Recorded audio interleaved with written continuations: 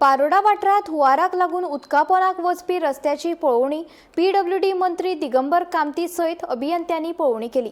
या प्रकाराची सखोल तपासणी करून 15 दिसां भितर अहवाल सादर करपाचो आदेश मंत्री दिगंबर कामतीन दिला, जेणे करून या प्रश्नाचेर कायमस्वरूपी उपाय काडटले आनी फुडाराक भौशीक निधीची बचतूय जातली अशें कामतीचें म्हणणें।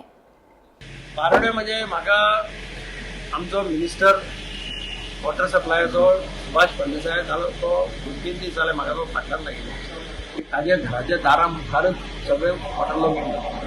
पण मला एक दीस यो म्हणजे आज तो पावलो ना, कारण ताका काल खंय तरी भायर वचचें म्हणून तो पावलो ना, पण हांव आज फिक्स केल्लें इंजिनियराक आनी ते वचून फूल रोड पळयलो।